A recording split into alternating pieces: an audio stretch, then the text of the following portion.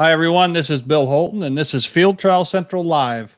Uh, Tonight, we are honored to be joined by Hall of Fame grouse dog, gun dog trainer, bird dog trainer, Dave Hughes, and his son Mark Hughes, who's also a professional trainer, cutting his teeth both in the grouse woods and in quail trials, walking trials, horseback trials, kind of the whole gamut there.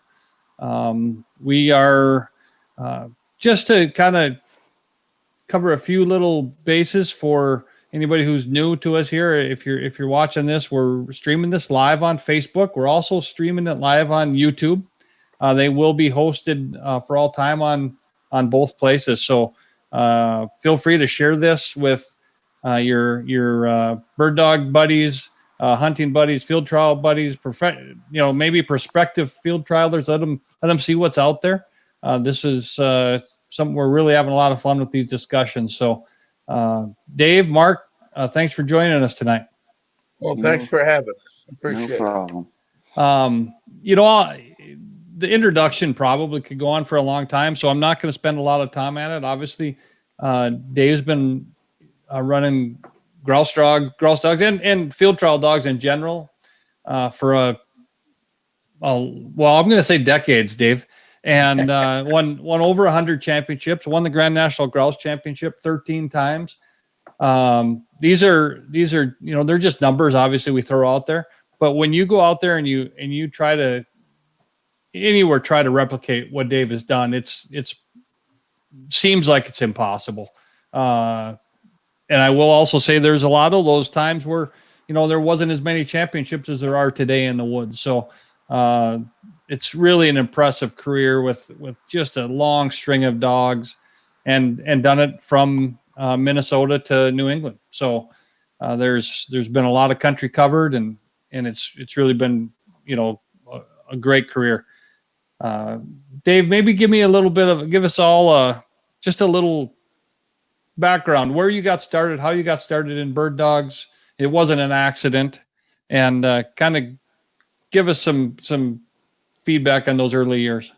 Well, really, getting into the business as a young lad growing up. My father was a medical doctor. He had a family practice in Clearfield, and believe it or not, I had a relative, Harold Bolton, who was one of the first directors of the Grand National, and he had bird dogs.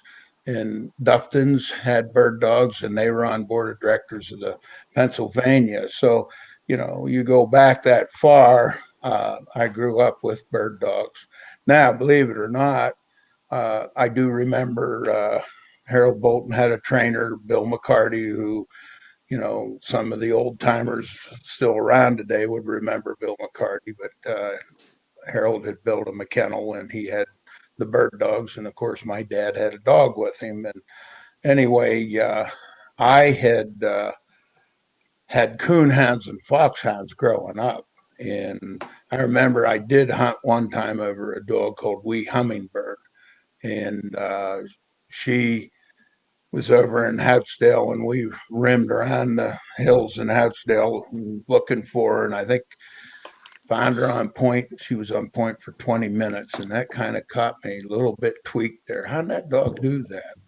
And we flushed a woodcock, and of course my brother and I are throwing BBs at it, and the woodcock was out of the season, and we had a good time. But as time progressed, my father had a dog called Witch Hazel, and I was working a couple dogs learning, like in the off times in the summer, 68, 69. And the two dogs I had were out of Hadaway, and they were owned by Dick Gilbert. And that was his brother-in-law was Pep Undercopper, and he had won the Grand National back in the 60s.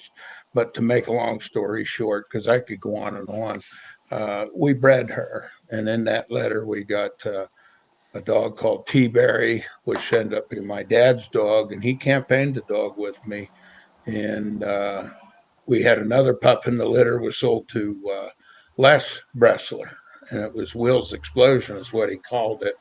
And, and I sold several of the other dogs, and I kept one called Blue Marlin, and he had won some puppies at Derby Stakes through the process, but he had an injury and I had to end up getting rid of him. But T-Berry turned out to be a dog that I won my first championship with. And back in those days, I learned a lot coming up through by talking to guys that were, going out with Pep Undercopper, who had won the Lake States with a dog called Tack, won the Grand National with Hussey. And I spent time with him and his brother-in-law, Dick Gilbert. I spent a lot of time with him. And what we did was, it was a learning skill for me on training grouse dogs. And that was my beginning of this because T-Berry, I fell in love with the dog. I got hooked. He was the first dog I ever placed in a field trial. And I have to admit, it was the only stake I ever ran that was an amateur stake. And it was down what they call the Panhandle. And I think it was in West Virginia. T-Berry got first place. It was a horseback trial. I was scared to death because I was scared of horses, and I held on to that horse, went around the circle, and I got that trophy. And I said, I was kind of getting paid for gun dogs and learning this, that I'm going to be training people's dogs. I understand this now. And the light bulb came on, and I started building a business. But I still never forget it. And I still have that trophy today. That was the only stake. I got first place, and Les Bressler got second, and I think there was another litter mate in that litter that got third. And they had like 20 pups in that stake, and it was a pretty competitive stake. But T-Berry went on, became a great dog for me, and I ended up the first dog that I had a title on was a runner-up champion in '77 that year with a dog called Glazique B, and that was the famous Liz Clyde line from Doc Steitler. It was a pup that Carolyn Broderick had gotten, and I worked it. Had a bad scene with it in the futurity. It jumped a deer and ran off, and I had the futurity in the bag. She had a grass finder. He had a grass finder, and he loved deer, and he was gone. So anyway, but I redeemed it, and he came back, got runner up the Lake States Championship. And then we went for Celia, New York, and T-Berry, who was by Witch Hazel, the dog I talked about in Grassridge Will, won the Grand National. And that was the kicker. That started it. And I realized that I didn't know everything, but every time I could get with a trainer, talk with a trainer, train with somebody, I mean, it was a constant move to find different techniques, ideas. And it's funny, a trainer, we all basically train very similar in the aspects, but you might have something that you can tweak this dog with or something with that dog. And through the years of working different lineages and different dogs, you'd be surprised the knowledge that you build inside you and say, oh, I know that line. I know what I got to do to get it right. And of course, I wish I was about 25 again, knowing what I know now to start over. Yep. Yeah, it'd be something else.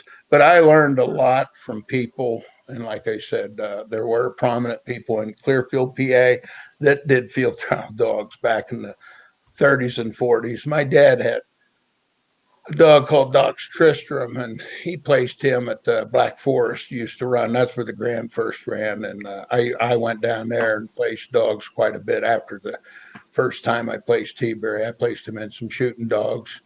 I ran him horseback. I ran him in the grouse trials. I ran him pretty much. He was a universal dog, but he was not the kind that if you saw him going, that he would knock you off your saddle, but he was a workman type dog. But when you saw him on point and his abilities, why you would say, wow, that's the type of dog he was. He didn't produce a lot. There was some lineages I saw in, as the years went on. I crossed him with some of the Liz Clyde dogs because he had rebel blood. And Liz Clyde's was out of Sequoia that was by Rebel. And I kept some of that setter lineage that way. So, as time moves on, I could go on and on with this, but that's the beginning. That's how I got hooked. So yeah, that's awesome. So let's go back now. So the first Grand National you won, where was that at?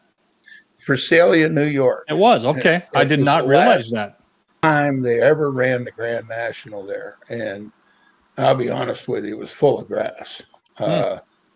Steitler and I had traveled together. He put his two dogs, and we drove up, and he had futurities, and I just had shooting dogs. And I won coming back home. He didn't talk very much. He wasn't happy I won, but what are you going to do? He thought he should have, but Right. that's Well, he was very competitive. too competitive at times. Trust me. Yeah. Yeah. So, we're going to talk about a lot of different things, but one thing you touched on, and we talk about this every time it seems like on this show, because I think it's important. You talked about some mentors you had, right? I mean, Correct. and it's funny when I've asked people that have been, kind of in running in your circuit, right? About who their mentors were, you always come up, right? Whether, because there's been a lot of us have been able to learn from watching what you do. There's some young trainers. Well, there's some of them. I call them young. They're younger than I am. We'll put it that way. And I'm not going to say names, but I had mentored them. There's no question. They trained with me. They asked the questions. They watched me do things, and they realized, well, the way they were working wasn't working, but they saw what I was doing, and they kind of followed the same suit. And there's two trainers on the circuit. The one's doing real well, and he's been winning a lot of championships, and he got some pointer lineage from me, and it's basically set him up pretty good, and he's doing very well. And the other trainer has been very successful, and he's out west. And I'm not gonna get into names, but I do have a lot that I had helped along. Absolutely. He's mentored, believe me. Not so much always me, because how father-son relation can go, but I would say he's got a guy that's been mentoring him a little bit, and I appreciate what that gentleman has done, and he can tell you the guy's name. I'm not. Yeah, no, that was my next. That's where we're going to go next. Obviously, Mark, you've been mentored by, the best when it comes to, the grouse dogs, and for a long time, and you can, we learn by watching. Oh yeah, and I'm a big learn by watch person. Yep. And so tell me about what you've learned watching Dave, and then give me some insight on who else has kind of helped foster this career that you've got. Well, obviously, I grew up with it, so it's been a part of my life, my entire life. So some things that some people ask questions about, I already know, and I can't explain it because I learned it by watching. But I'm kind of spoiled because I got to watch a lot of great dogs as a young kid, and I got to hunt over them, like Grouse Leroy and Grouse Storm and Wrong Way, and some of the pointers were Van Mack. Like, they were part of my life. Still Meadows Jim was a dog that I remember very well, and it's partly how I learned how to do it was I watched, and I'm not big on asking questions. Like, you have to tell me, do this, and then I'll do it. But there's a lot of trainers that I've watched handle dogs, and I learn from them. Believe it or not, if I'm braced with you, I'm watching what you're doing, and I learn to maybe do it or don't do that, and you do this, and it's better. But I've had opportunities to go places and do things and meet people that the dogs have brought into my life, and it's interesting. But obviously, my dad has helped me, and for the past few winters, I've gotten to go train with George Tracy and Mike, and watch the way that they work dogs, which is very similar to how we work dogs. And I've learned from them lots of things, just like my father. So, yeah, that's awesome. That's a great opportunity. There's a lot of great dogs Between the three of those trainers, it's oh yeah, it's tremendous. interesting to go with different people and see what they do, and kind of mesh your own way to not create, but to handle a dog and work them. And because believe it or not, we all have different, like Dad and I do it completely different from one another than how you would think. Well, we all have different personalities, right? And that comes out in what our finished product is when it comes to the dog. And there's, so we all have our own imprint that we put, and yep. You learn a lot there's a lot of techniques, I assume, that you've learned from Dave or George or Mike. But you use them the way that you do things. Yep. And believe it or not, watching other people run, like in a trial, I've learned different things from that too.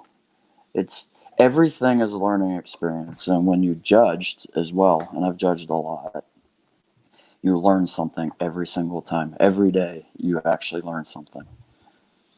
Yep. Oh, that's well said.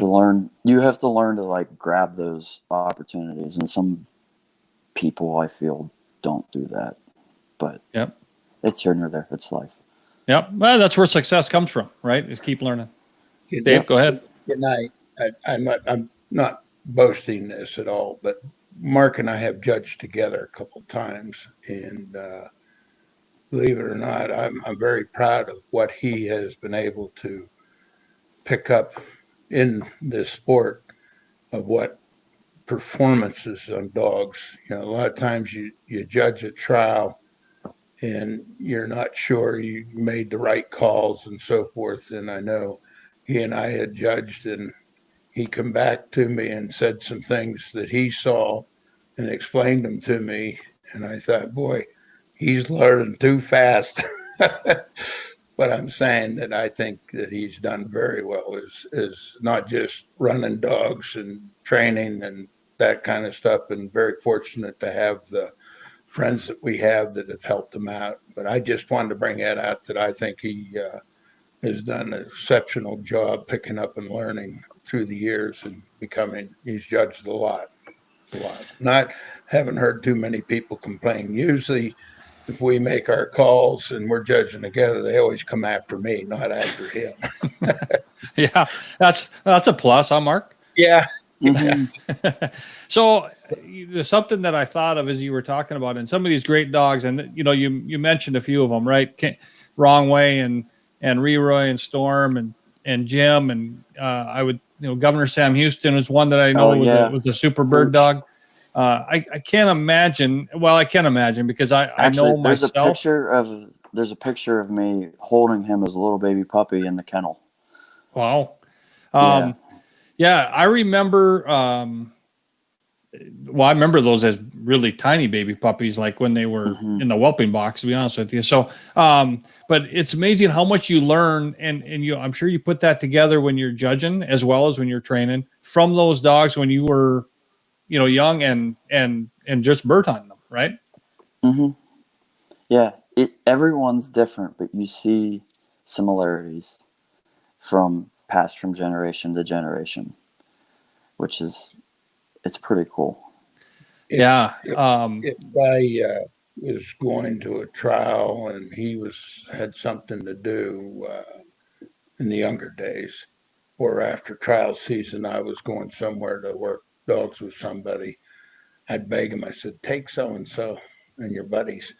I said, take this dog, take that dog. And he'd go out, and the one dog I always got a kick out of was, we called him Riley. It was a Brittany owned by Ray.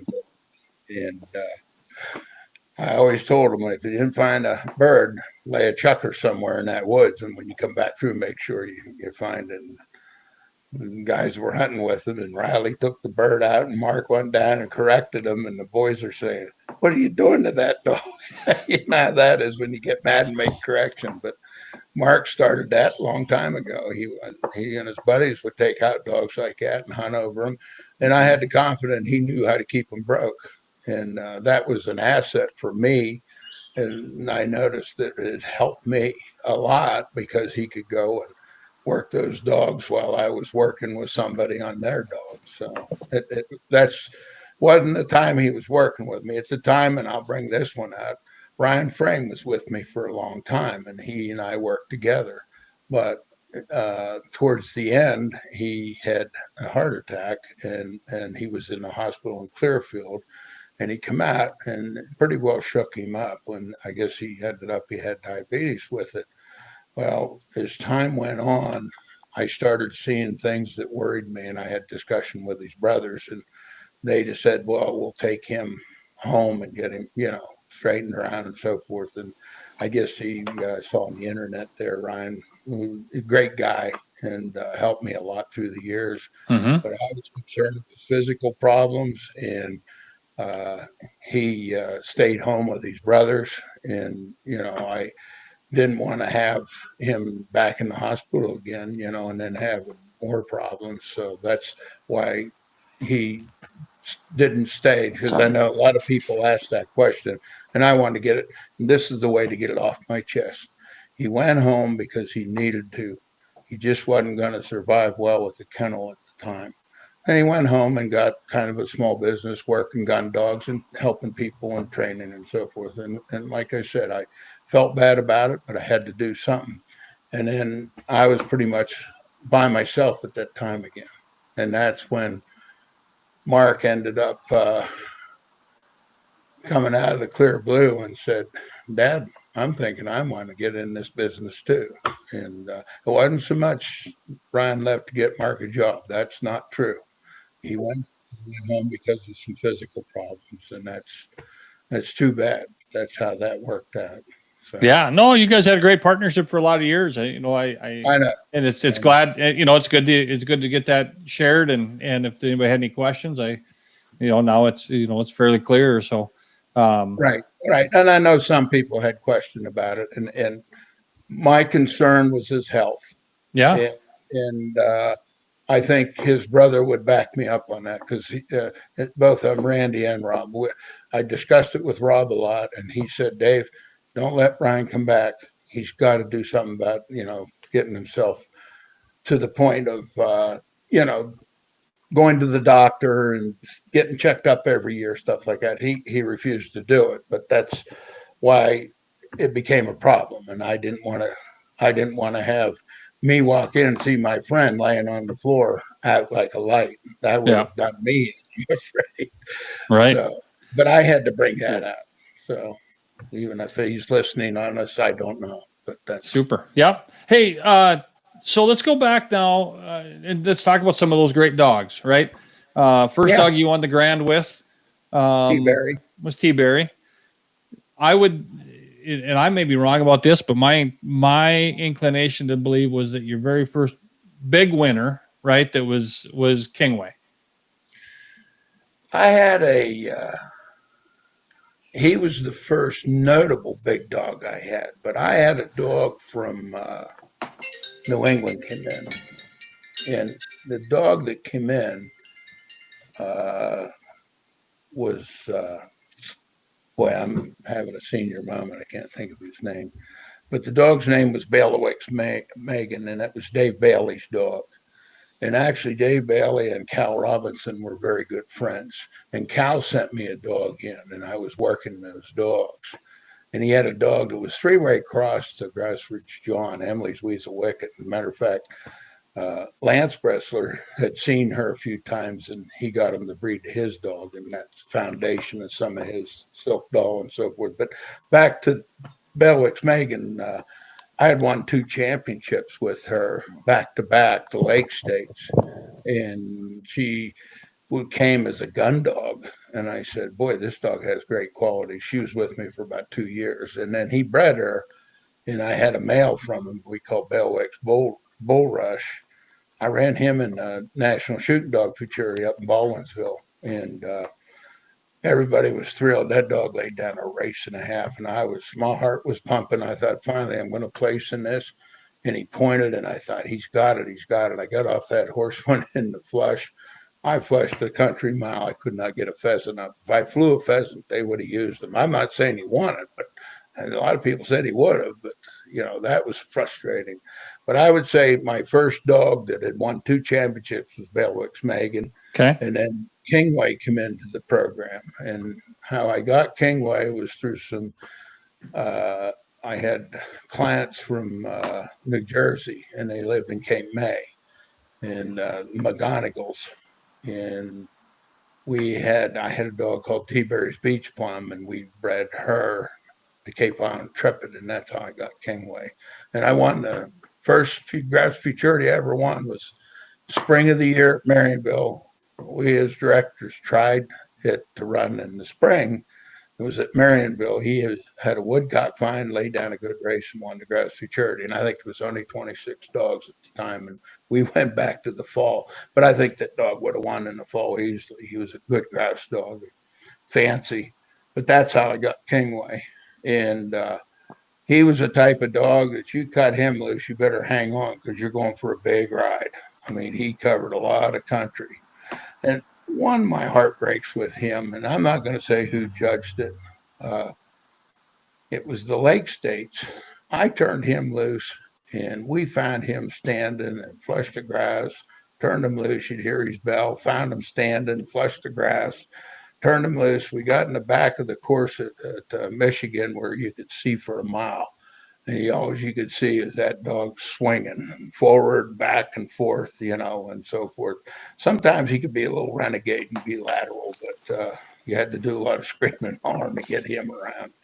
But he had a lot of field trial wins. He run horseback. The beginning there, Tom Vasson had owned him. And it was kind of an ownership with my wife because Kingway lived in a house with us. And I went to pick the dog up, and I looked on the board.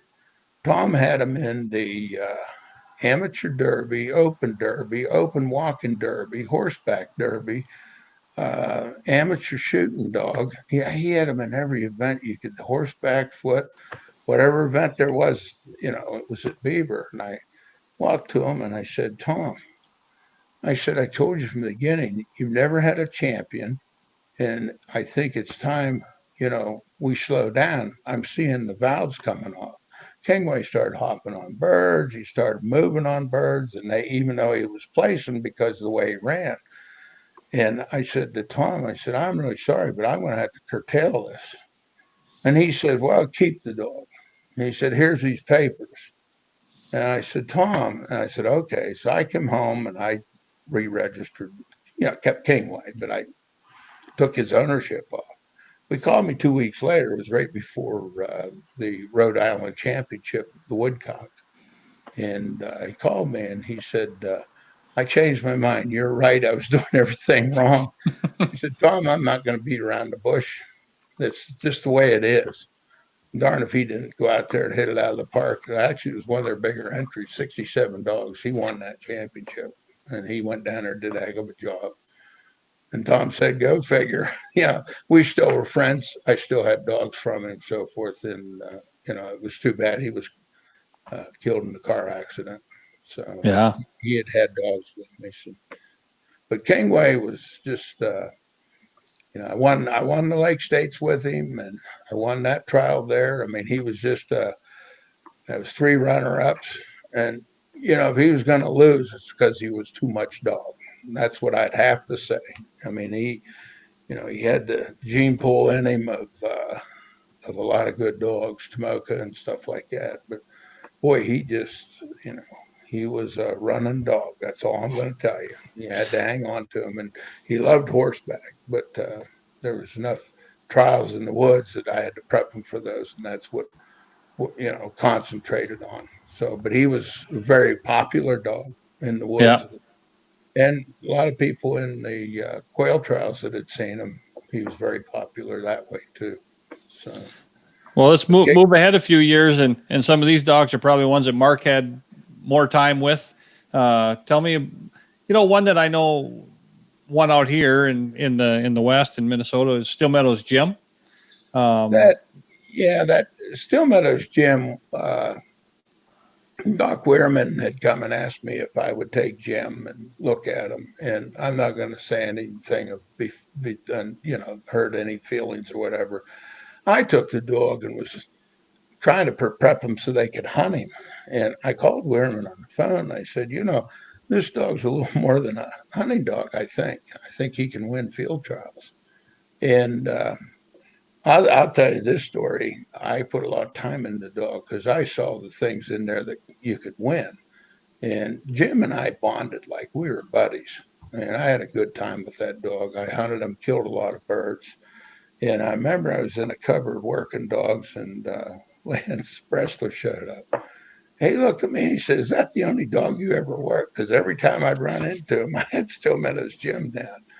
And Jimmy figured a lot of stuff out, and he had problems, but I worked with him in those problems. And I'll be honest with you, Jimmy taught me some things too. And he was a really, production record. I think he's produced 13 or 14 champions.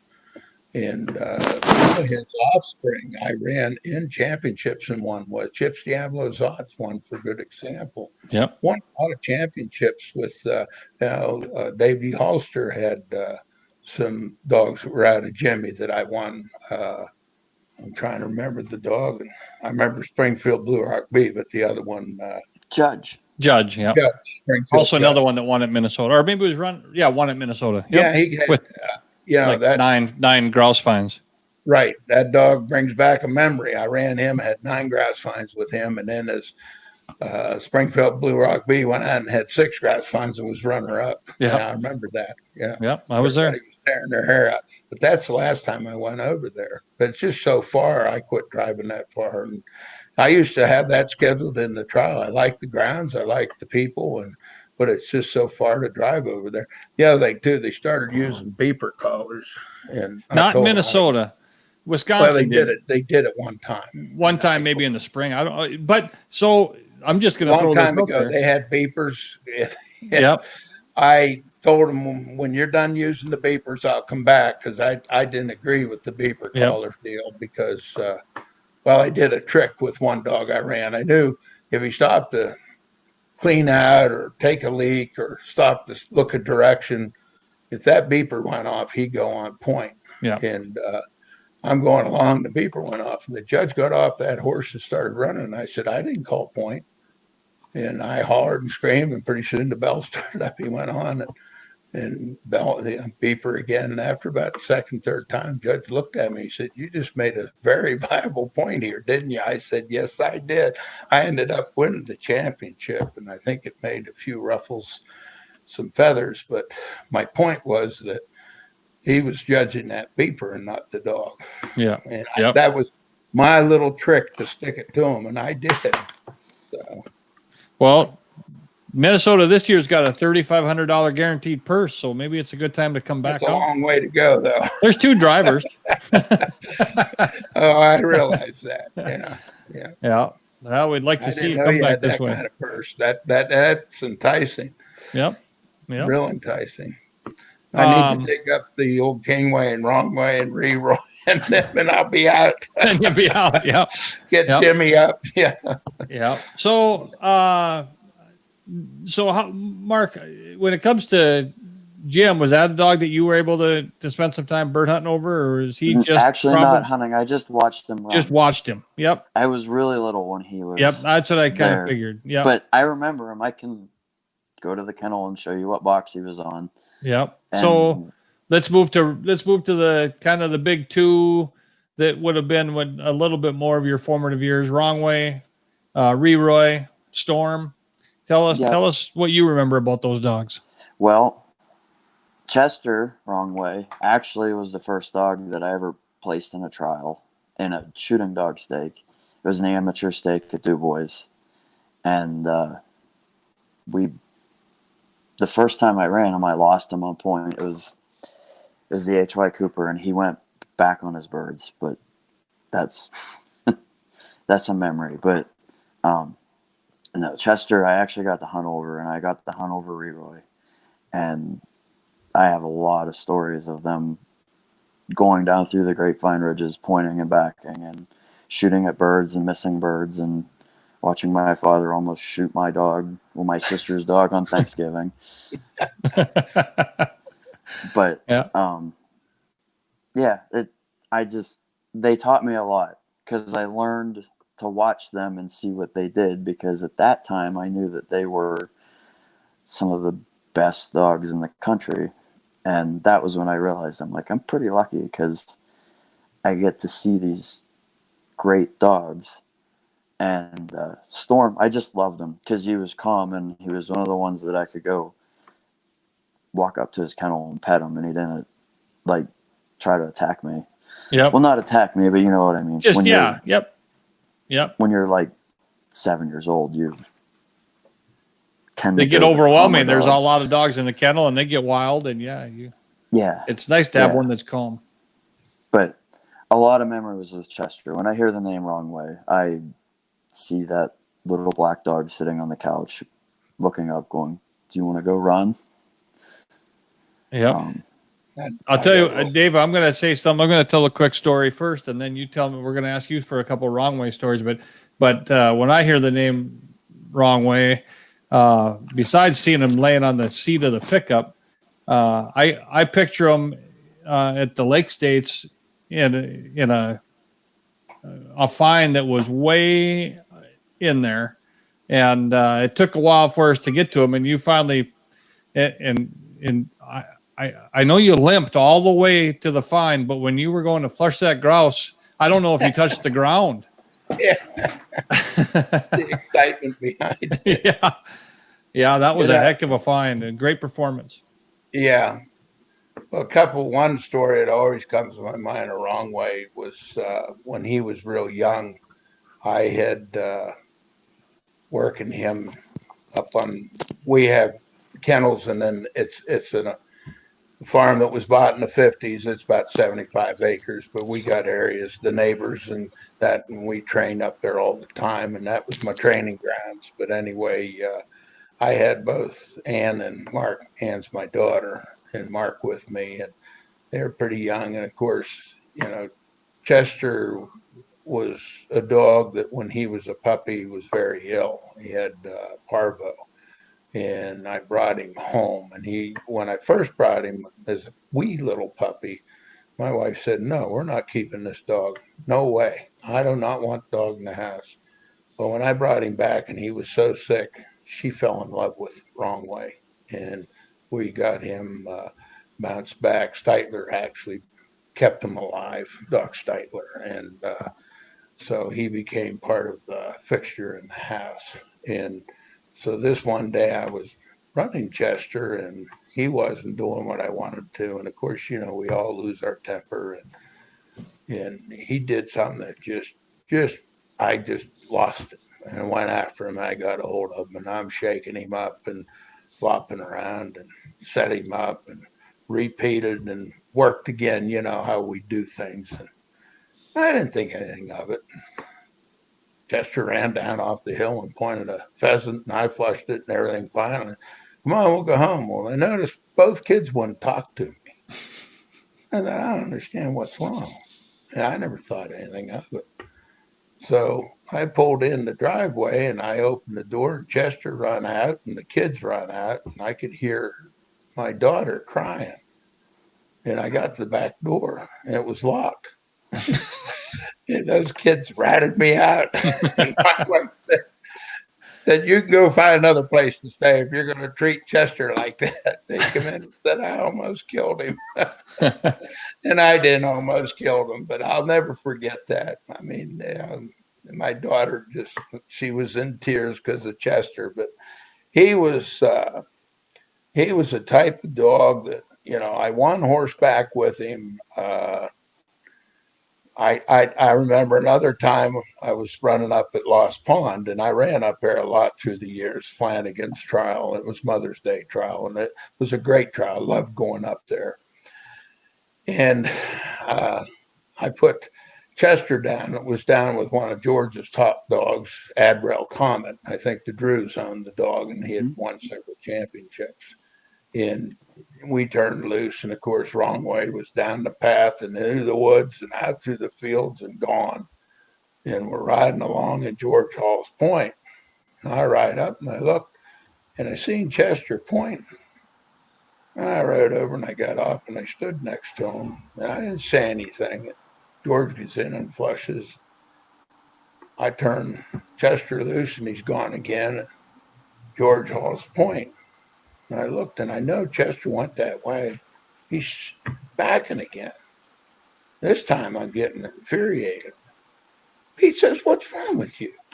I said, "That dog's stealing point." Oh, Pete said, "Just wait." He said, "He'll get caught." So we turned loose, went up on the hill. Chester went through these rock piles, swung to the right, whipped around, and went on point. And what his thing was, when he pointed, like a liberated bird trial, when he pointed, you had to flush wide. Because if he knew that bird's there, he would go right on point. You had to flush a country mile because he knew handling wild birds, you had to be way back. So I hollered point. Judges galloped up. Here comes Adriel coming out of the bushes, sees Chester, runs past him, goes in and points the bird. I got a big grin on my face. George turns around and the judge said, "You got to pick up that dog." He says, "You know, he looks like a black stump. That's not fair to have a dog running in the trial like that." I almost fell down laughing when he said that one. I turned him loose. I ended up he placed in that trial. But just the irony of it. That stories like that you remember coming up. Yep. Chester was sort of when his time came, and I had to have him, put to sleep. That was one of the hardest things in our family at that time. It was like losing one of your kids. That's how attached my kids were, my wife and myself, to that dog. And he won 4 championships, 3 runner-ups. One other quick story.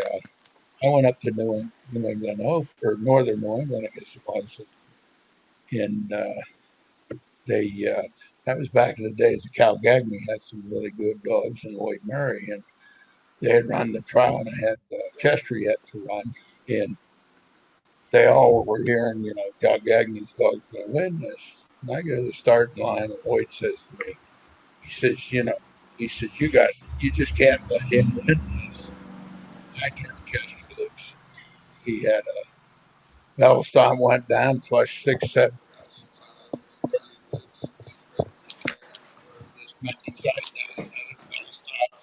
I went in, flushed, birds flying all over. All of a sudden, I ran right to the bottom, got up to the other side, and finished the lap. In northern New England, you could win with grouse work, but they had preference of woodcock. Well, I had 2 brood finds and ran through the bottom. Lloyd said, "Why did you run through the bottom? That's what all the woodcock were."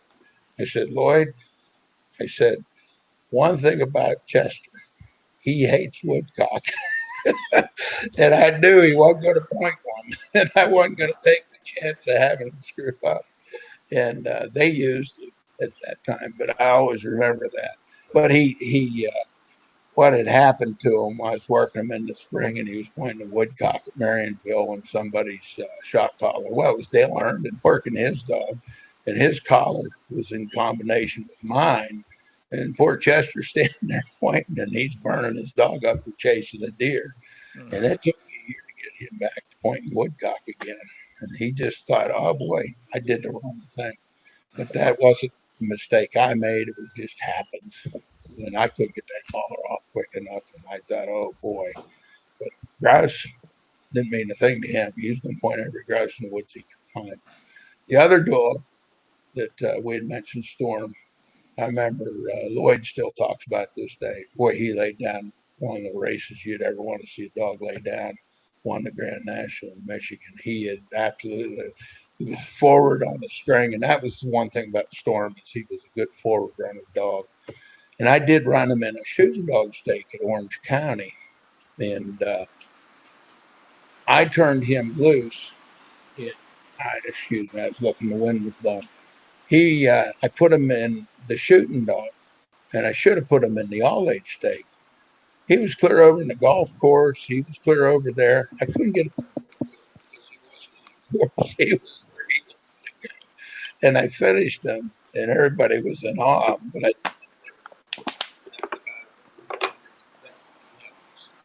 But the other dog I had, and he ran the same time as wrong way. was Leroy, Grassroots Leroy.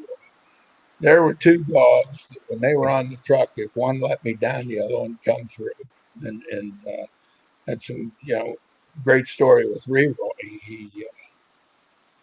I got a phone call from Dr. Tom, and he told me, he said, "Boy, I got this great dog. I want to send him down. He was going to be a spring derby." I said, "Boy, I'd be anxious to get him." And I looked at him. He said, "You'll like him. I know you will." So he's on his way.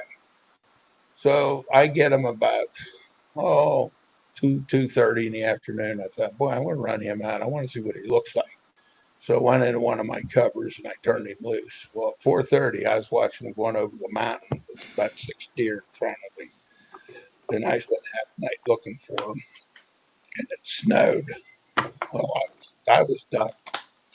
So I got to the kennel, and the phone was ringing. I picked it up. Dr. Tom, what do you think of that Leroy dog? I said, boy, he makes one big cast. He's still out there making a cast. Never picked up. Well, that's great. I'm glad you loved him. I drove back the next day, and guess who was sitting right where I was parked, and I could see where he slept under a hemlock tree. He was sitting there singing to me and dancing around. Ryan always called him the Great White Bear, and he'd sing to him. He'd go, ooh, like that. And we'd sing a song to him. Oh, the bear, the Great White Bear. And I thought, well, I'm going to take him down this road for a few minutes. And that time I had the collar on him, and he jumped the deer, and I got him good. And that was the end of that. And no more deer chases out of Leroy. But I won quite a bit with him, and he was a real good producing dog. He was bred to some really good females. And I think, Wrong Way was bred to some good females too. As a matter of fact, some of the blood's still out there through Ridge Creek Cody. Yep. And Uh-oh. that was good to see some of that gene pool. And Wrong Way was out of really good grass dog, big straw bug. Dr. Ray was called in. That's why I got a pup Wrong Way out of that, because of watching that dog work and run. And he had won some championships. Really nice young dog at the time. And when I got a pup out of him, that was Wrong Way. And the reason he was called Wrong Way because of his color. Yep. Yep. For anybody who's watching that doesn't remember Wrong Way and seen him in the field just about every week, it seemed like in the winter circle he was just about solid black. He looked like the last trial I ran him in was the Invitational, and he was his front shoulder. He had injured himself pretty bad, and I went over. Because he had 12 lives. What's that? Because he had 12 lives. Well, yeah, he did. He was like a cat. He did have 9 lives. Well, 9 lives. Yeah, I had him out working him in the snow one time, and he jumped a deer, and I let him have the collar. Kept calling and calling. He wouldn't come up, and I went down, and here he got on a river. It was froze. And I seen where he broke through and went under the ice. And he come up out, and I thought, well, he's dead. And I'm walking up, and I happened to look. There was water tracks. And I looked, and there was like a little cave. He's sitting in there shaking. And I don't know how he got out of there, but he did. And like I said, he almost died of parvo in that incident there.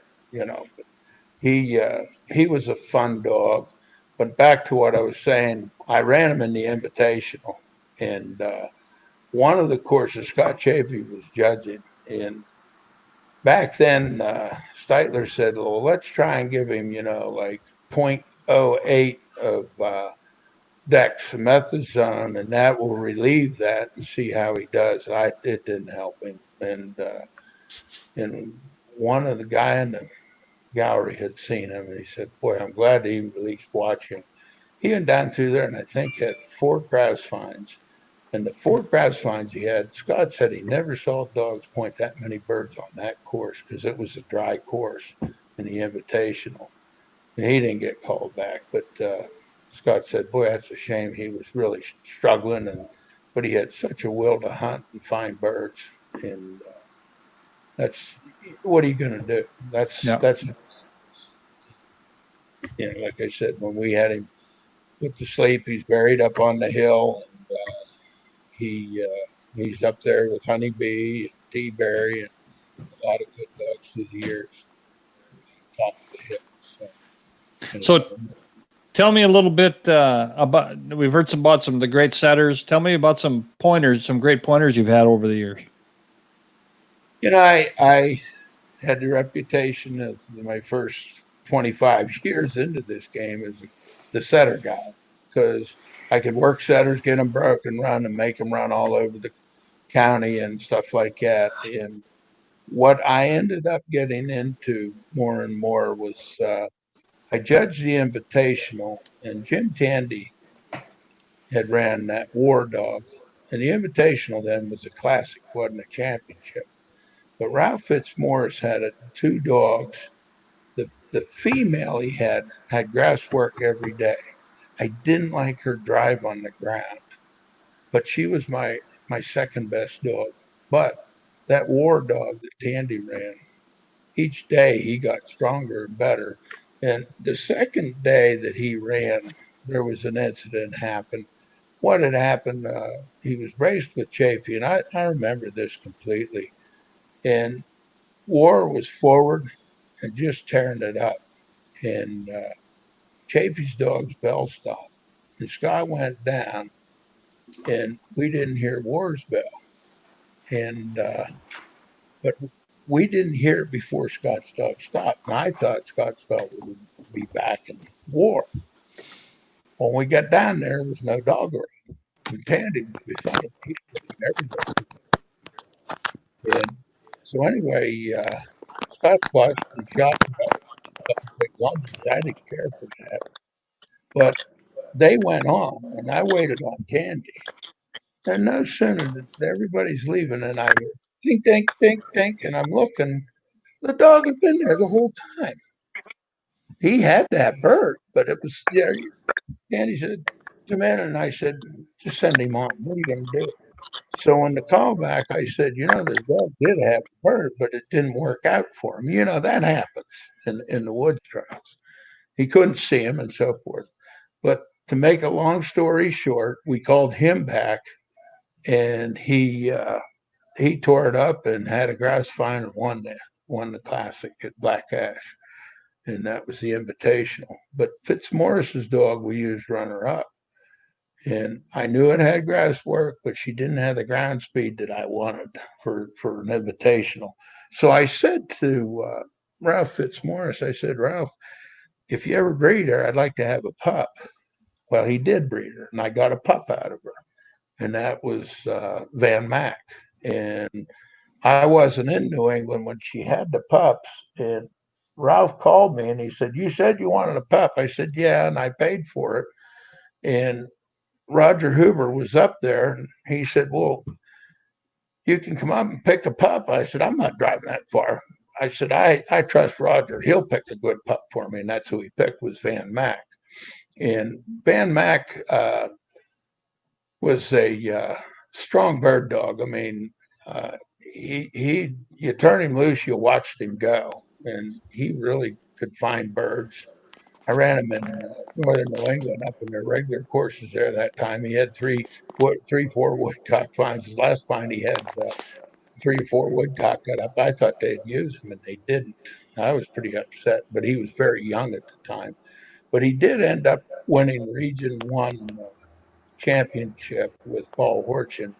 And the owner that had him was Peg McCartney, and she's an old timer from years back. Like I said, in the Pep Undercoffer and Sam Light, Bill McCarty. Bill McCarty was her mentor, more or less. But she said, "Before I die, I'd like to own a dog that I could say I won something with." And so she was the owner of Van Mack. And Paul won Region 1 with Van Mack before she died, and then Paul took Van Mack over. He loved that dog. Paul Horchin did, a client of mine from Du Bois. And we bred Van Mack numerous times, and he produced some dang good pointed dogs. I mean, that today people are still looking for it. But it was Gunsmoke's Mickey Finn crossed with it. I can't think of the name of the female. Matter of fact, I just lost on the female, but I knew when I got him as a young pup, I knew I had something there. And then later on in life, I got a dog called Thunderhill Zeus. But probably one of the best top-notch pointers was Beaver Meadow Vet came to me. Yeah. And she won 3 national titles. I won the Grand National with her in New England. And she won the U.S. Complete Nationals, and she won the National Amateur Grouse Championship. And she won. I won the walking, shooting dog futurity. But when it was all said and done, you look at the record, she won 9 championships. And Paul had bred her and had a litter, and I was said to Paul, I said, I want all 3 pups, and I'll raise them out and keep the best pup. But one of them went to Blanche Sylvanas, and that's Beaver Meadow Benjamin, and that's he was probably the best one that Styler had one, and Andy Calgren had the other. I didn't get any of them. So, but Beaver Meadow Bet again was hunted. I think Mark remembers her, but Beaver Meadow Bet. Class act on wheels. Paul tried one half season, put her with Luke Eisenhart when he was running the shooting dog circuit. He loved her. She, I remember winning the national walking shooting dog futurity with her. It was a big entry. She had 2 or 3 break fines, and she just flat won it out. And Paul and I were having a little trouble because I wasn't letting her run big. I was keeping her short, keeping her right on bird. She was an off-age dog. She was born the end of June. But in that futurity, it runs in April, had like 3 or 4 broke fines. And, you know, you had dogs there with January, February, older, and had names. She blew them all away. And I knew I had a gem right there. And Yeah. she was. Yep, she was a good one. So, go ahead. No, go ahead. What were you going to say? So let's go. Let's move into today's. You know what? Actually, we shouldn't move too far ahead. We'll talk about a bunch of the owners that you've had over the years, but one I think that's important to talk about and talk about a number of these dogs would be the long gone dogs and Lloyd. Correct. Give me some insight on your relationship there with Lloyd and some of those dogs that you've had over the past. There's some great ones there. Well, I had started going into running some of the New England trials, and of course Lloyd always ran.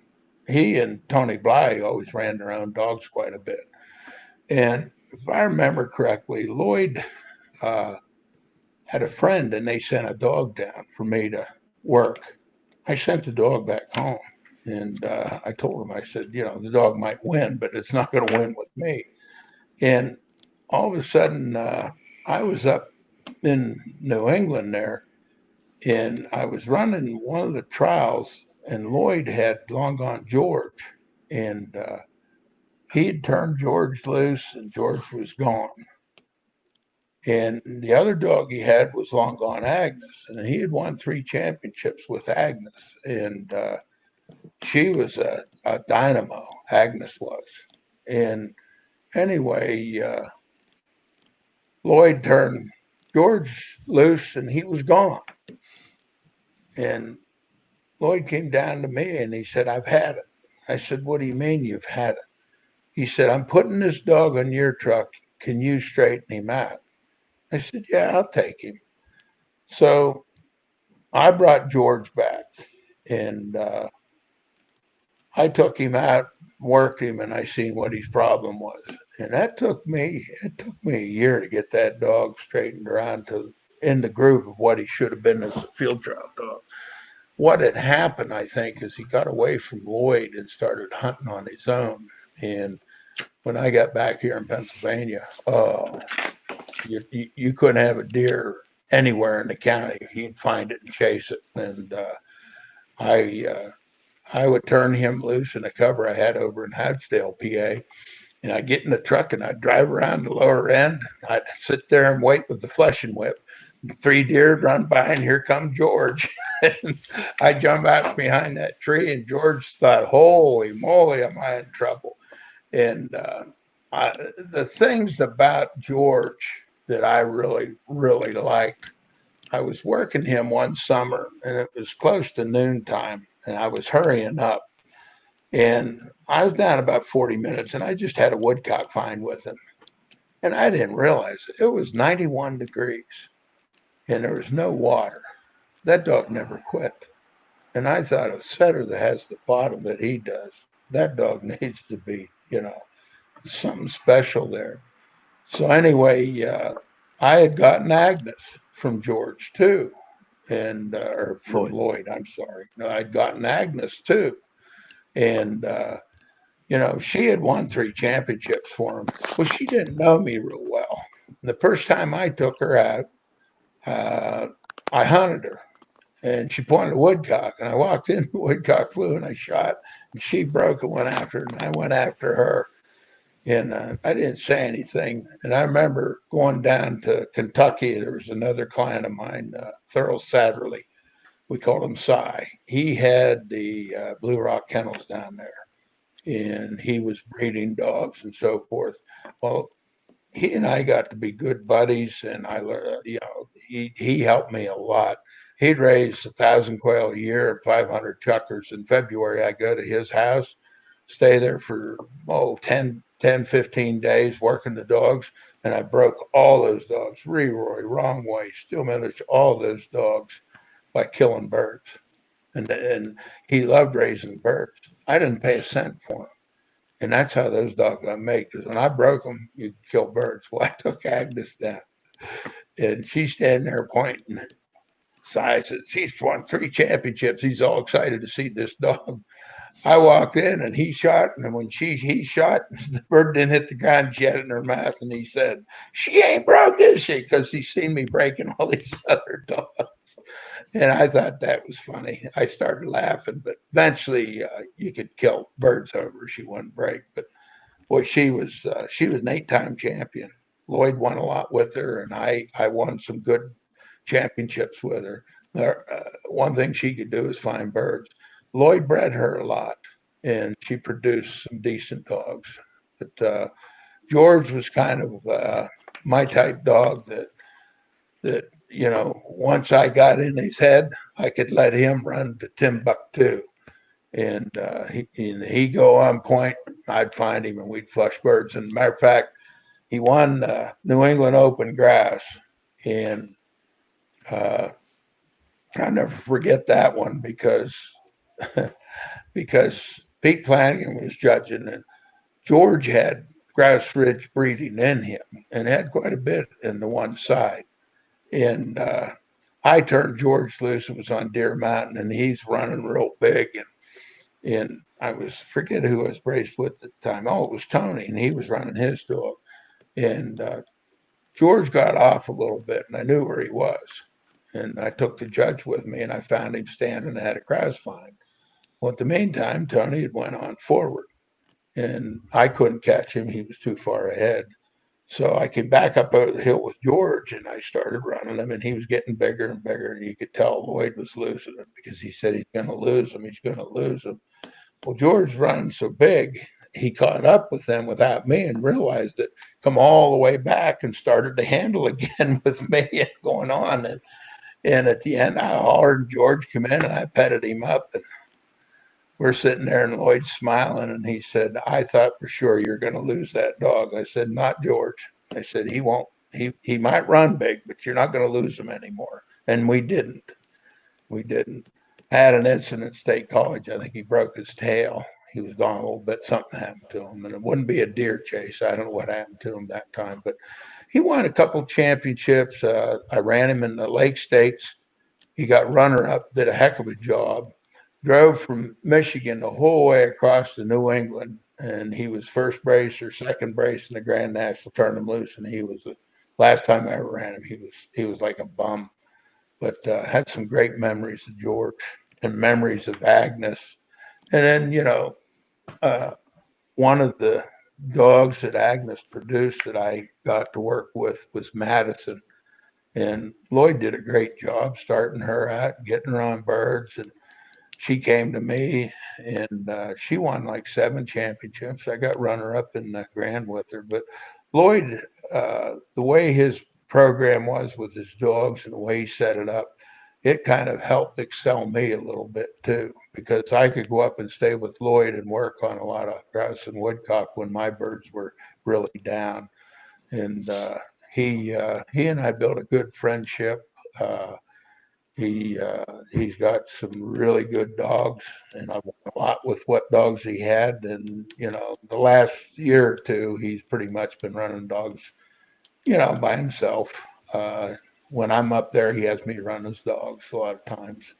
So, but many a trips through the years to Lloyd's, the loggone kennels. And Roger Hoover made a comment one time. He said, "Boy, if you ever get Dave Hughes and Lloyd Murray together, no one's going to beat them." And pretty much, I won quite a bit with Lloyd's dogs, but he works hard at it. He works very hard at it. I'm glad you brought it up because he slipped my mind a little bit. Yeah, no, you know, there's this is a conversation that can go on forever, and because there is so many relationships with so many different dogs and owners over the years, right? You know, we've had some great relationship with I hope some of the with owners Dick Brenneman and Bob their Watts. name.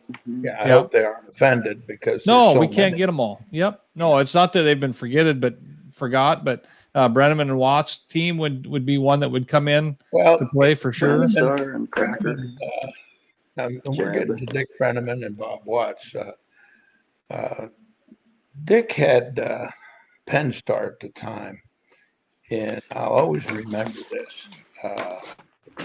He loved that dog. That was one of his top dogs, and he turned Penn Star loose at I think the PA championship. And I was sitting along the road, and here come Penn Star in the road, running up down the road, and I couldn't hear Dick. So I went and called the dog, and he came to me, and I put him in my truck. And about 20 minutes later, Dick come out on the road. He said, "You see my dog?" I said, "Yeah, Dick, I put him in my truck." He said, "Just leave him there. I need you to straighten him out." I said, "Okay, okay." Well, you know, that dog won 5 championships. And I'm not tooting my horn, but I said to Dick, I said, you know, he's going to run a few quail trials because one of the things he's doing, he's not thinking birds. And I said, we have to get that in his head. So I killed a bunch of birds over him down, you know, as the training goes and killing birds. And I ran him in 1 or 2, maybe a couple quail trials, and he placed in those. He was a running dog and gorgeous on the ground. And believe it or not, if you look at his pedigree, you'll see Progress Bud in that line. Yeah. So I knew what I had to do to straighten out some things there. And Nick won several championships with him, and I won. I remember Jim Tanny was judge. I think it was the Pennsylvania. I'm pretty sure it was. And I was on what we call the M&M, and the M&M had a tendency to keep the dogs short. They couldn't ramble, and I kind of scurried through. I had a grass find with him, and I kept laying him out to the front. And when I got out in the open, Jim said, "We have a couple minutes left." He said, "Can that dog run?" I said, "Yes, sir." I hit him with the whistle, and that dog left the county. I had to scream to catch him back, and I thought, "Boy, I'm going to blow this one. I'm going to lose him." But he came back. But, I knew what Jim wanted to see. Yeah, yeah. He saw Some other owners that we should talk about. Obviously, the Flanagans would be a huge part of the right. career. Flanagan's years back. Pete Flanagan started getting involved with the dogs and the kennels and so forth, and I got Pete to go up to Black Ash or Black Forest to run when we had that over there. And you know, Pete had some really nice dogs coming, and all of a sudden they started. They put Grassroots Dixie with me, and I ran her in the PA championship. I had two immaculate grass finds with her, and boy, I almost lost her at the end. She got bigger and bigger and bigger, and I finally won championship for him with her. And then it started. I got Leroy, and I got one dog I really liked was the Crestridge Lulu.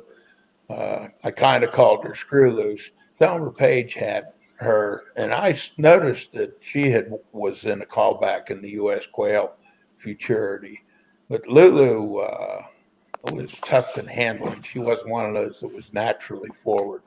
Lulu went where Lulu wanted to go, and I worked on her and worked on her and got her handling real good. And she won the Pennsylvania. She ran in the National Amateur Pheasant Championship, Baldwinsville. Mark Flanagan ran her, won that championship. Pete couldn't make it up that day, and she was runner up in another one for me. But that dog can manufacture birds.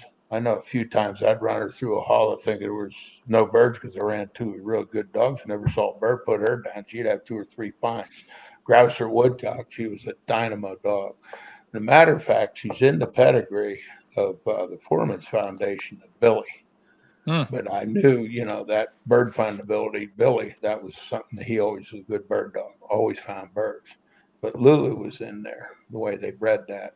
And I really, really liked her. But, Leroy was probably the one I got from him that, excelled quite a bit for him. I had a bet with Pete because he had a dog in a horseback circuit. And I said, if I win a championship with Leroy, I said, I'll bet people breed to him more than they will, I can't remember, Crestridge Hank. Oh, And yeah. Hank won, I think, shooting dog of the year in the horseback circuit, several championships. I might be off on that.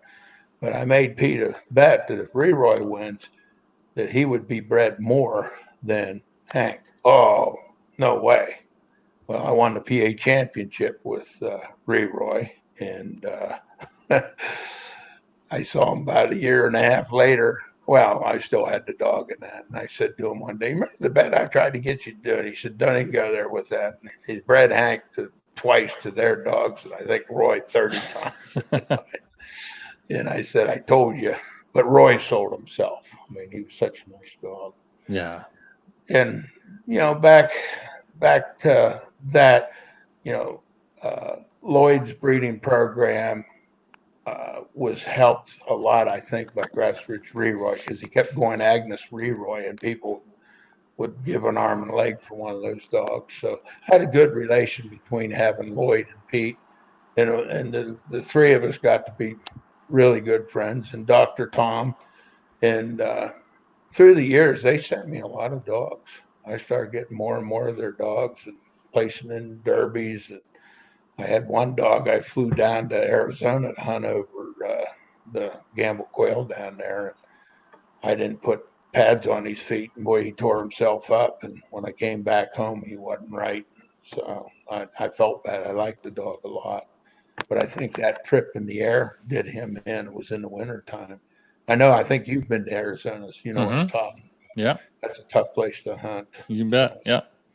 I had a very good friend with me. He retired early to become a dog trainer and travel with me. I don't know if you remember Doc Murray from Reynoldsville. Yeah. I can't miss him. Doc Murray was a great help.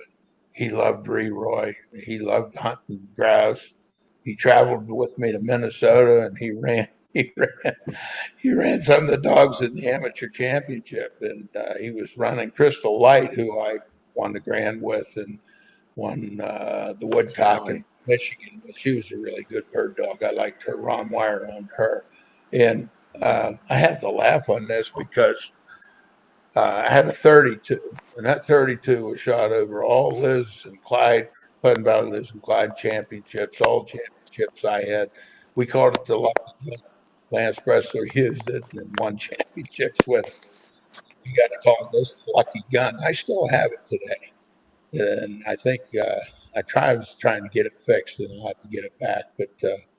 But anyway, I told Doc Murray, "Now you can use my 32, but don't lose it." So Crystal Light was on point, and he fired and sent her on. and he's about halfway through. He left the dog to go back because he dropped the gun. And nobody was there, and she's out running by herself. And I think Chuck Wingard said to me, he said, "Oh, Doc, he was worried about that 32. You had to scare that. She could carry us and crystal light, and she was doing a good job." So I had to laugh at that. And that was in Minnesota. But Doc Murray traveled all over with me. Every winter, he got to train dogs wherever I went. He was his wife said he was more married to me than her after he retired. Well, one more owner that hasn't had as many dogs with you that I want to bring up just because he's a good friend of mine and yours, and then I want to talk about some of Mark's dogs that he's got today and his owners, and that's Colin Irvin. Oh, he's a good friend of mine. Colin and Margie Irvin, as when they were younger, they had See You Later Pete. They had Grover. Colin liked Pete a lot. Grover drove him crazy. And I worked really hard with Grover. But Colin and Margie, I've always, I'd go out and stay out there with them for 2 weeks before I go into Minnesota and then finish up going in and we'd hunt. And, I took Lance, went out with me one year and he got to meeting a bunch of people and he still keeps that. He goes out to Minnesota and those places every year. He loved it out there, hunts and so forth. But Colin, I got to judge with him a couple of years ago, the Invitational, and it was like a reunion, family reunion. I really enjoyed that, Colin and Margie. But funny story about Grover. I was running him in the Grand National at the time, and I kept pointing at Grover, and I was braced with Tandy, and his dog looked very similar to Grover. I can't remember the name of the dog. We were down, I don't know, about 45 minutes. Jim walked, he put his arm around me, and he said, "Dave." He said, "What?" And I pointed out again. He said, "Will you please quit pointing at my damn dog?" I said, "Jim, that's my dog." Well, and he just shook his head. Well, the bell stopped, and I walked in, produced a grouse. I shot the gun. And we had 5 minutes, and I finished Grover and won the grand with him. But I think Jim still thinks to this day I was pointing his dog out. Grover was over the hill somewhere, but we called Grover, who was all over. But I think that the passion, and he was a nice dog running. And that was See You Later Pete. I know you've seen him. Yeah. And, he's a hard luck dog. Pete was. Ended up he was running him in the trial at Marionville, and he run into a fence with his neck, and I wasn't aware, but he had fractured a vertebrae in his neck, and he just felt, had to put him down, and I felt terrible. So, but no, Colin's had some good dogs. Yeah. Real good. And Just one quick story there. We talked about Governor Sam Houston earlier, and we had I have a dog here that a guy from North Dakota came and wanted to breed to, and he brought me the pedigree of the dog that he was going to breed. He said, "I don't know if you know any of these dogs." Well, I knew every one of them. It was only about a 3 or 4 generation pedigree, but Thornapple Smoky Bell was in there as well as Governor Sam Houston, right? So it was really kind of an interesting thing to see. There was quite a few. Reroy was in there, and a number of others. Now you brought up Thornapple Smoky Bell. Let me tell you a little story on her. Colin had worked her pretty hard, and I ran her in the Woodcock Championship. Lloyd Murray had judged. Lloyd saw how I was handling dogs and displaying dogs and so forth, and I think that's how, back with Lloyd, that might have been a little tweak of, oh, this guy knows what he's doing. But back to that, she won the Michigan Woodcock Championship. Now that put her in the Invitational, and I told Colin, I said, "I can't run that Invitational." And I said, "Why don't you run it? Send me the dog. I'll work her. Then when you and Margie," they always went to Florida on vacation for, come up through, pick her up. So I worked her and had things going, and Colin picked her up, and I got a phone call. He said, I won the invitational with Rick. And I thought, that is great. But I'd worked her all winter for him and told him to run. And you know what? That meant more to me than me just running her and then calling him, telling I won. That a client took that dog and won that championship. But he had worked her a lot too. I'm not Absolutely. Yep. saying Yep. that. No, she was a great What one. I'm saying is that, you had to keep her right for 3 days to win that invitational. And I put her in a ton of birds that just kept working her. And I know Colin had hunted her and we ran her in some more trials. Didn't, but she had won a couple championships. I'm glad you brought that one up. I forgot about her. Yeah. One of the, I mean, well, there's a one, lot of dogs that I could one go thing on. that people, I bring this up to sometimes when people, we get worried about getting dogs qualified. You know, her qualifying placement was winning the Frucci with about 60 dogs. That's You know, right. that's yeah, that one kind of always stands out in my memory, you know. And then she went on to That's win how the I got her Woodcock qualified. yeah, Won the she wins the and Frucci Classic with a won bunch the of dogs. Woodcock Championship, and then finally Colin took her and won the Yep. Invitational. So Yeah, I she was. still like See She You was a good Later, one. Pete. Pete always Oh, had a spot in my heart. He was yeah, such I a bet. I bet. So, Mark, tell us about your string that you've got. You've got and some of the owners that have kind of got you going here.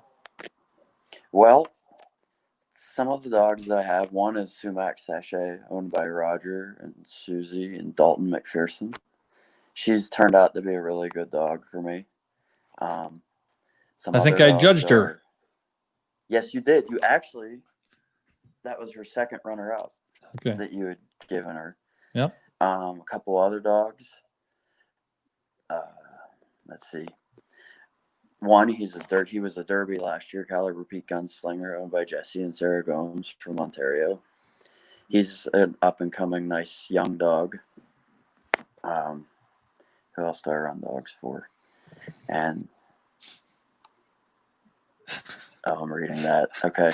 And then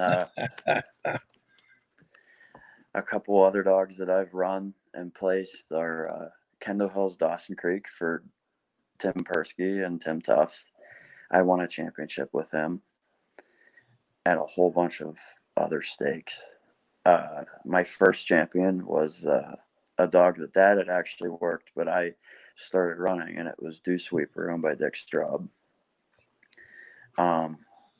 Matt Phillips' dog, Phillips Half Moon, Remy.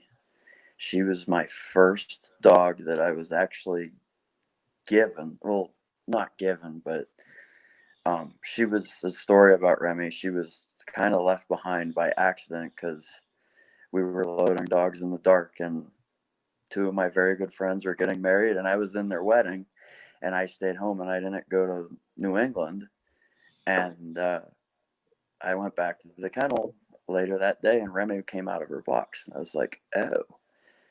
So I worked her, and that was where Remy and I kind of got our bond. And she's a very excellent dog, and most people know who she is when you hear her name. Yep. And she's had great performances everywhere. I believe the day you saw her, though, she jumped the fence at Ionia or at Highland. Well, lots of that happens. Yeah. Other dogs that I've run, other owners. Joe Camisa has supported me a lot with some of his dogs, Beaver Meadow Rose, Vinny, my cousin Vinny. Oh yeah. He won a lot for both Dad, Joe, and me.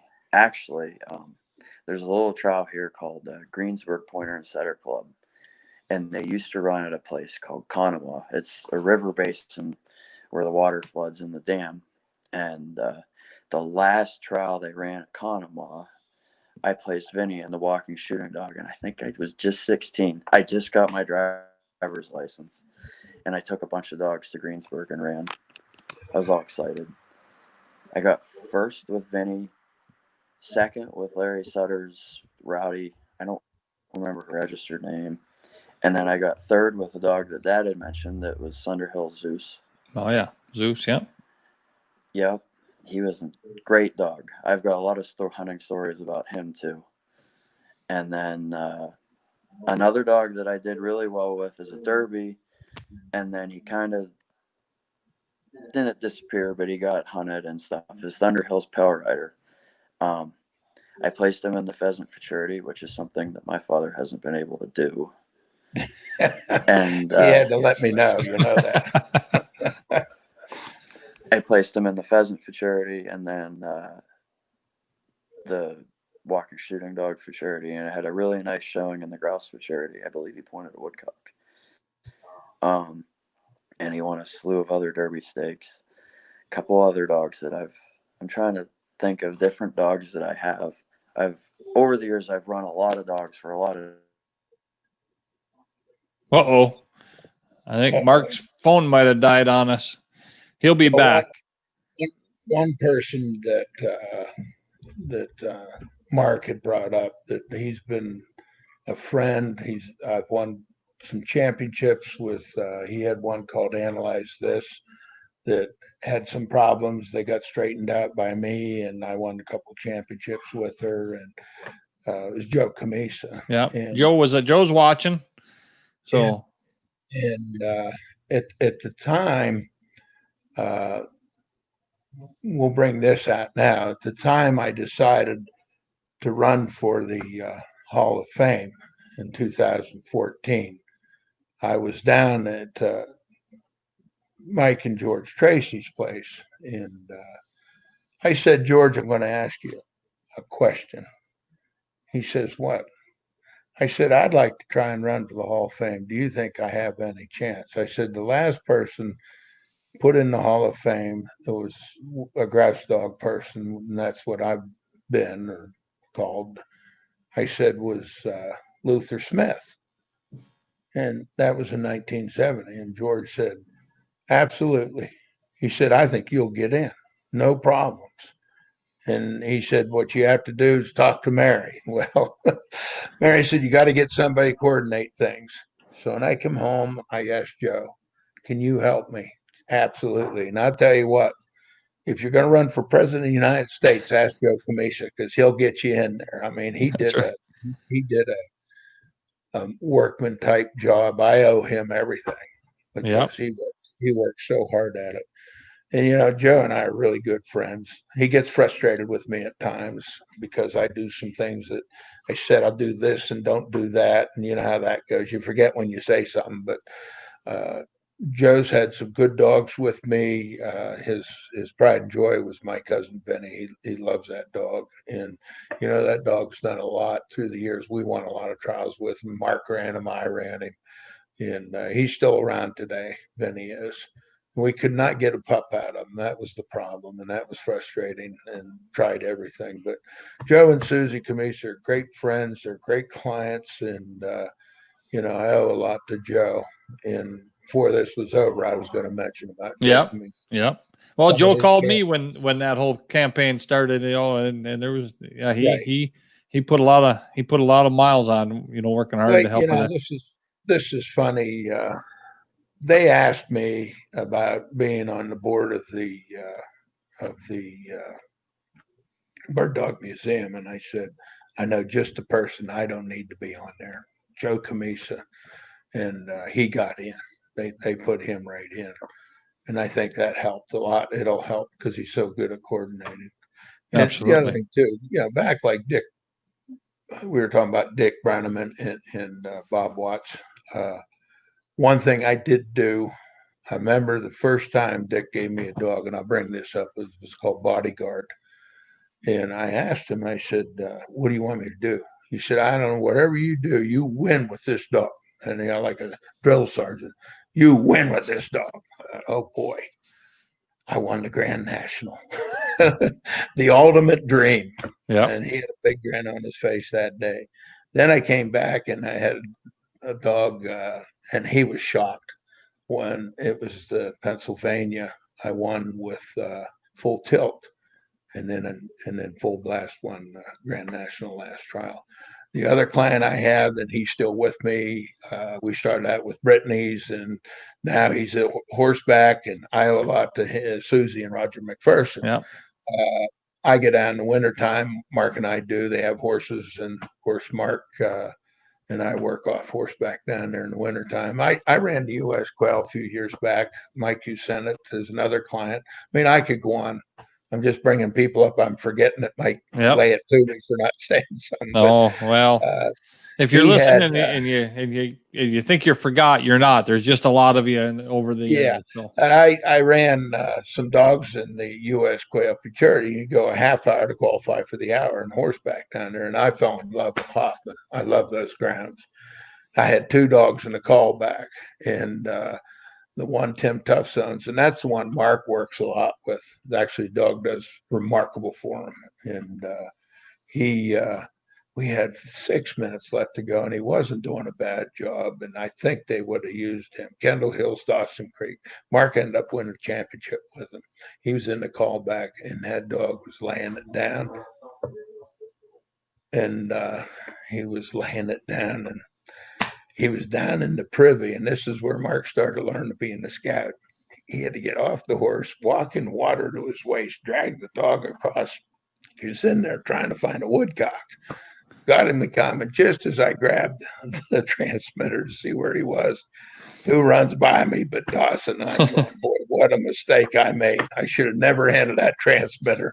I should have gone for broke. But anyway, I've had several other performances with dogs down there. And Mark ran some of the derbies, and I watched him run off the horse, and I thought, where's it? I knew where he was learning a lot.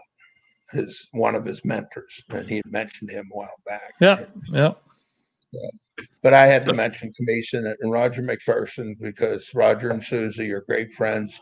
And matter of fact, when my wife was going to hospice here and was home, Susie came up and stayed with us, and I'll never forget that. That was fantastic. It was a big, to have a friend like that, field trial friend, and so forth. But again, like I said, Roger has the horses, and we get down and borrow them, and we run some of the trials. And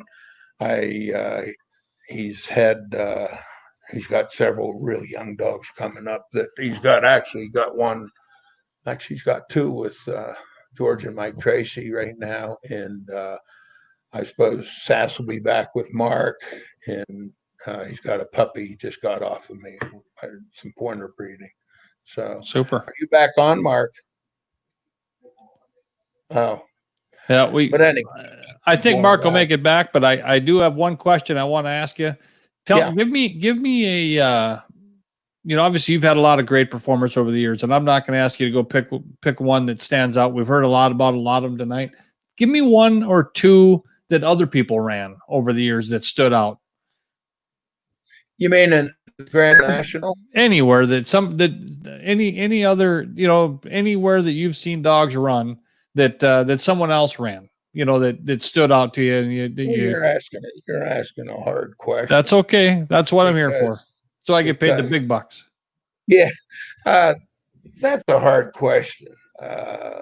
I ran a dog that I talked about, laid down what I thought was one of the races of a lifetime, and that was Grassroots Storm in the Grand National, but I ran him.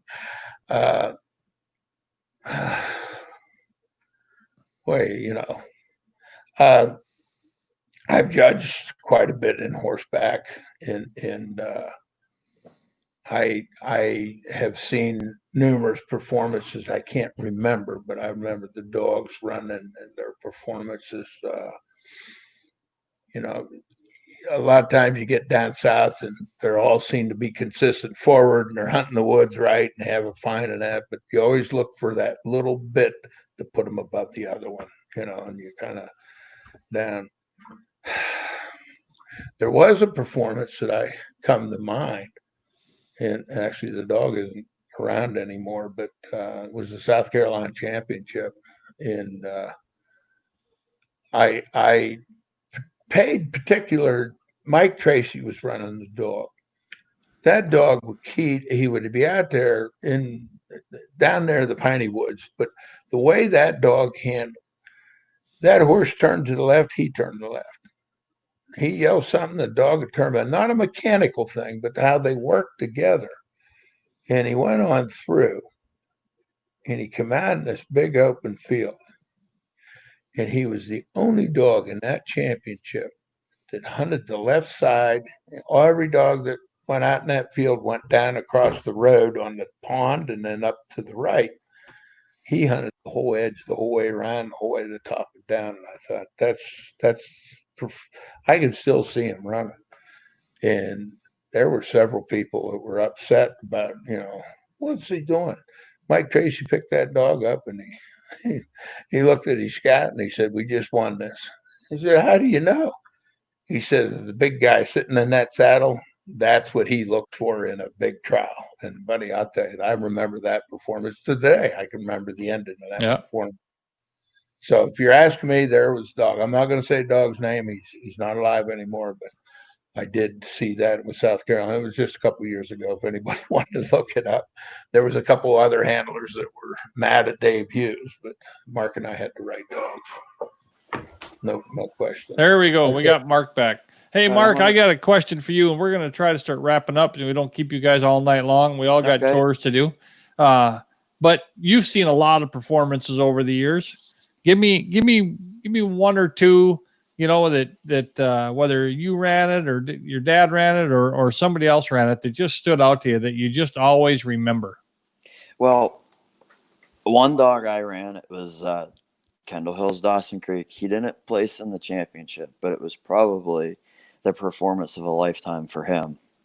He had 9 finds in the hour, and they were like perfectly spaced out, just beautiful, and he hunted gorgeously, and he didn't place. He got beat, but that performance sticks out. Some other dogs, there's quite a few. Judging, one of the ones I remember is the one that Dad just talked about. And then most recently, when I judged North Carolina, I'll say the dog because it's a very well-known dog, Way Better Rocky. That's probably the best I've ever seen him perform, was in the North Carolina championship. In the Grouse Woods, I remember Long Gone George. I forget if it was just the Pennsylvania shooting dog, like weekend thing in the spring, or if it was the I can't remember if it's the Ontario or the PA. I know which one you're talking about. I can't remember. It was at Marionville. It was very memorable. Governor Sam Houston, when he got runner-up in the Pennsylvania, there was 30 seconds left. I can show you the exact spot. He was on course 1 at Lamontaville, and Dad tripped and fell on a stump, and the grouse blew out, and he shot the gun laying down on the ground. And that stuck in my head. I can take you right to that spot. Yeah, those are the things we remember. Yep. Another dog that this most recently was the grouse find that Triggs had and the Caliber Peak Gunslinger had in the National Grouse Derby. For a young dog to do what he did on that bird, it was pretty amazing. I remember Sumax Coventry when she won the Pennsylvania. I remember her grouse find. I can show you where it was. Let's see. Phillips Half Moon. I ran her. It was her first placement, or it was her second placement, championship placement in 5 days. Doug McMillan ran her in the National Amateur Grouse and got runner-up. And then 4 days later, I ran her on a completely different course, and she had a grouse find right at time. Like, the bell stopped, and I shot. And Dave Blakely was the one judge, and my gun wouldn't shoot because it was a 32, and I put the pin in wrong. It was probably the gun that Dr. Murray lost. And Robert actually shot for me. I clicked like 6 times, and the gun wouldn't go off, and I heard out on the path because they were all yelling at me, shoot, shoot, shoot. Another one was Straightforward in the Michigan Woodcock. She went on point. It was, I don't know what number course it was, like 3B, 3A or 3B or whatever.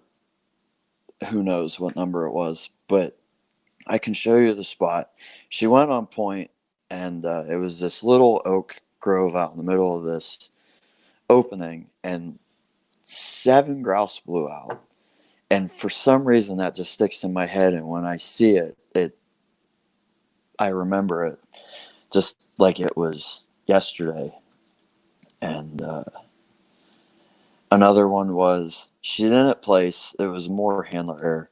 It was Phillips Half Moon again. It was in the New England Open Grouse Championship. She had 4 grouse finds, and there was just a little bit of time left. And I did like a handler error. I was going for 5, and I shouldn't have. Another one was Dew Sweeper in the New York Grouse Championship. He had 4 grouse finds. 2 of them were broods, and it was very, very, very memorable for me because it at that time it was the most finds I had ever had in a wild bird trial. Usually you have 1 or 2, and that's it. This year I got to judge the pheasant futurity, and the dog that won that sticks out. Fran Miller ran the dog, and that performance sticks out in my head. Also, I can't remember the dog's name. There's a whole litter that ran, and they all had the same type name. I think it was Miller's Extreme Heat. It was very impressive watching her run. One of the other dogs that sticks out it was probably like a lifetime performance was the first championship, the Double Deuce Molly won. It was the Mid-States Walking Shooting Dog Championship, and I can go around and show you where she had all her finds. I'm trying to think of a couple more. There's been a lot. Actually, I judged the U.S. Quail Futurity this winter, and the 2 dogs that won first place was I'm a Southern Natural, and Sammy Giddens ran the dog. She was a setter, and she was one of the only setters in the thing, and she stuck out for that whole hour and a half. She found birds, and when birds were hard to find. And then Mike Tracy ran a dog. It was one of Ernie Seneca's dogs. I believe it was Iron Bully. I believe there's a lot of bully dogs. And that dog got runner-up, and got second, and they were braced together, and that was quite the show. I'm trying to think of a few others. La Sombra in the Pennsylvania, when he won the Pennsylvania Championship, he did really nice when no one was finding birds. Full Blast in the Grand National when he won, he had a nice grouse find and ran pretty big, but Jeb ran pretty big. He also, when he got runner-up in the Pennsylvania, I also remember the Ontario, when he won the Ontario.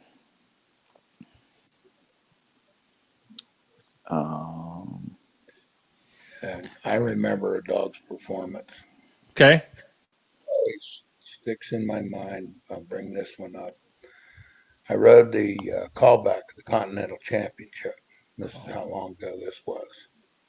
And there was a dog called Crossmatch. And I could have brought that dog in the woods. I fell in love with it. I still remember seeing that dog pointing birds and riding that callback. Oh my, what a dog. He went on, won nationals.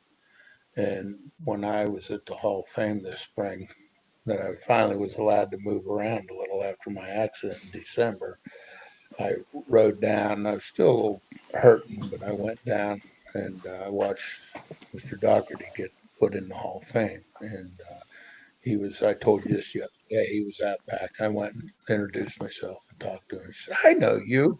And I said, okay. I said, do you remember a dog called Crossmatch? He looked at me like his eyes, He said, oh, he was a dog. I said, yeah, he was. But that dog, I always remember his performance. So if you ask me a particular dog, there you got That it. would be one. Yep. Yeah. Andy Doherty is a great handler, knows how to show a dog. And he's a great storyteller. I'm just a huge Andy Doherty fan. So, I think he and was surprised when I told him that I was into that you kennels. remembered it. Yeah. Yeah. I bet. I bet. Well, this has I been do this want to has been a say treat. one more Go little ahead. thing.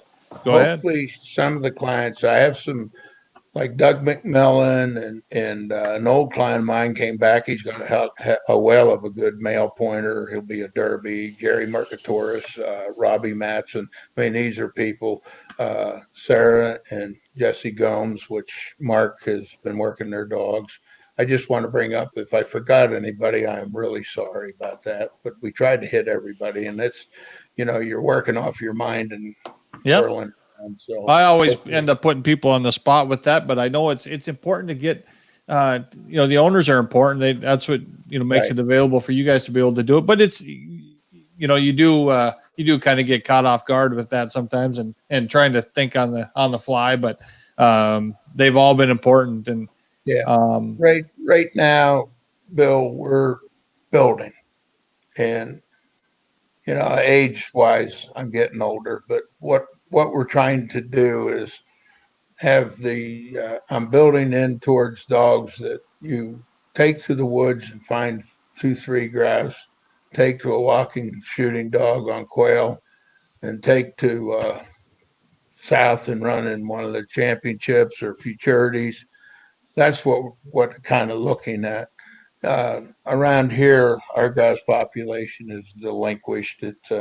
There's a few around. I won't hunt anymore for them. I'll go out of state if I'm going to hunt grouse, but we still get the dogs on a few grouse and so forth. And I've been supplementing quite a bit by, we put in feed strips this spring again, and I'll put out 100 pheasants, and we'll use that. And birds in the woods. And I went back to what I used years ago. I'm throwing coturnix out, and they're very similar to woodcock. And I got a few that are getting wild and act like woodcock. So yeah, I had to do. You got to do things that'll work, and that's been what I've done through the years. So, but we're rebuilding right now, and it's been a couple of years. But Mark will have the opportunity having some good dogs and maybe win every championship right along. That's what you strive for. So yep, enough yep. anymore. I appreciate Well, you having us. absolutely. It's been a great discussion, and we're gonna have to do it again, and because there's still so much stuff I'd like to talk about. Well, I have 50 But years of dog training and dogs, and yeah, friends in the whole circuit. You could go on forever. You've done it since you were 19, and I yeah, know. Yeah. yeah, Now I'm 70 years old, so I'm known yeah. as an old fart now. Yeah. Well, no, it's been great. It's been a great discussion, and it's been fun to reflect back on a lot of that history, and those are things that I really enjoy. We're gonna do this again someday, and we're gonna talk more about the future and more about the current stuff. You guys, I know, got a full schedule coming up. Going to be running grouse dogs, Hopefully and probably hopefully we have field trials, but the pandemic doesn't kill us. Yep. So Yep. No, I think for sure we will have definitely the New York Championship. I heard the other day, and I was talking to Pete Flanagan about it. I think they're going to run on his grounds, and I think really? they can. Yeah, Good. the New York Championship. So yeah, that sounds great. That'll work out. Yep. And you just don't know what's going to happen in Michigan. I mean, they might be thinking they're having trials and something go haywire. I've seen a bunch of kids on TV on Lake Michigan there with no mask and no distancing and everything. And that governor, if they start spiking, might tell them, you're not running field trials, Right. So we'll see. Yep. It's surely possible. Well, we're gonna keep moving forward, just like everything's gonna be the same, and get everybody ready, and if we have somewhere to go, we'll go. Right. That's right. And we'll go on from there. So, hey, everybody else that's been watching, and if you're watching live, or if you're coming back and watching this after the fact, make sure you share this, subscribe down below if you're watching on YouTube, so you get notice of our upcoming recordings.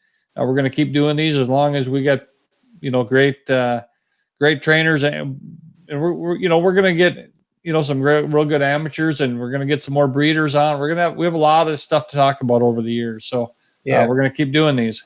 So, Dave, thanks for coming. Mark, thanks for coming. Everybody else, thanks for watching. Everybody have a great weekend, and, go pet your dog. All right. Thanks so much. You bet. Thank you.